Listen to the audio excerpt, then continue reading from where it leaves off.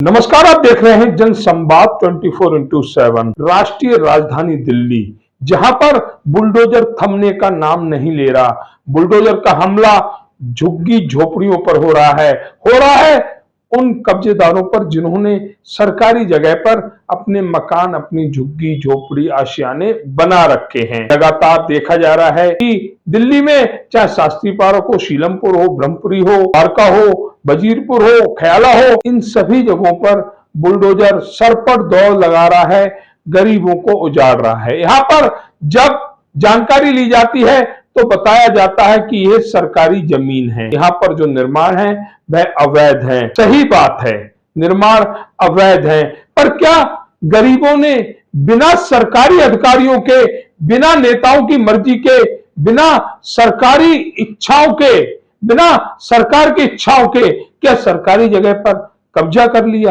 नहीं जनाब, ऐसा नहीं है। सबकी मिली भगत है।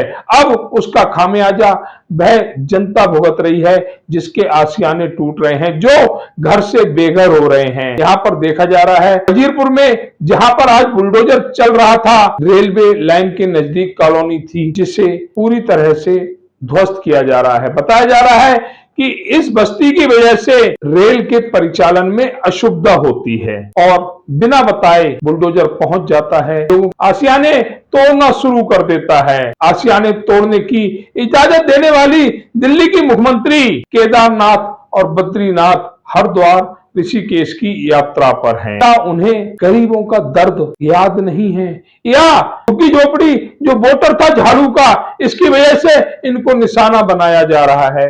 कुछ तो ऐसा है जिसके कारण दिल्ली मकान विहीन हो रही है। क्या यह सरकारी कार्य अच्छा है? क्या भाजपा को उन लोगों की बद्दुआएं नहीं लगेंगी जिन लोगों के आशियाने आज तोड़े जा रहे हैं? तोड़ने के साथ साथ उन नेताओं पर भी कार्रवाई होनी चाहिए, उन अधिकारियों पर भी कार्रवाई होनी चाहिए जिन लोगों के कार्यकाल में यहाँ पर इस तरह के मकान बनाए गए या निर्माण किया गया। एक आम आदमी दिल्ली की किसी भी जगह पर झुग्गी डाल सकता है जब तक प्रशासन और शासन उसके साथ ना हो। राजनीति चाहे वोट बैंक की हो या मकानों का निर्माण चाहे वोट बैंक के लिए किया गया हो, परंतु आज जो नुकसान हो रहा है वह उन गरीबों का हो रहा है। उन गरीबों को बचाने ना तो वह नेता आ रहे हैं जिन्होंने वोट बैंक के चलते इस तरह की कॉलोनियों को बसाने का कार्य किया, ना ही वह अधिकारी आ रहे हैं जिन्होंने अपनी जेब भरकर सरकारी जगहों पर झुग्गी झोपड़ियां डलवाई। दिल्ली दिन पर दिन बुलडोजर का शिकार हो रही है। कारण चाहे कोई भी हो, लेकिन गरीबों के आंसुओं की आहा लोगों को परेशान नहीं कर पा रही है। ये सबसे बड़ी बात है। क्या आने वाले समय में दिल्ली में और जगह पर भी बुलडोजर चलेगा? क्या दिल्ली झुग्गी झोपड़ी विहीन हो जाएगी? जिस दिल्ली में सैकड़ों लोगों ने झुग्गियों के रूप में आशियाने बनाए थे कि हम राष्ट्रीय राजधानी दिल्ली में रहते हैं, उन लोगों को बाहर का रास्ता देखना पड़ेगा। या दिल्ली सरकार इन लोगों को कहीं पर मकान मुहैया करवाएगी? ये आने वाले समय की बात है, लेकिन आज के समय में अगर देखा जाए तो दिल्ली में रेखा गुप्ता के बुलडोजर ने ये ठान लिया है, दिल्ली एमसीडी के बुलडोजर ने ये मन बना लिया है कि दिल्ली में अब अगर नजर आएंगी तो बड़ी बड़ी इमारतें नजर आएंगी, हाई राइज सोसाइटी नजर आएंगी। दिल्ली में झुग्गी झोपड़ी वालों को नहीं रहने दिया जाएगा, चाहे वह 10 साल से रह रहे हो या 50 साल से रह रहे हो।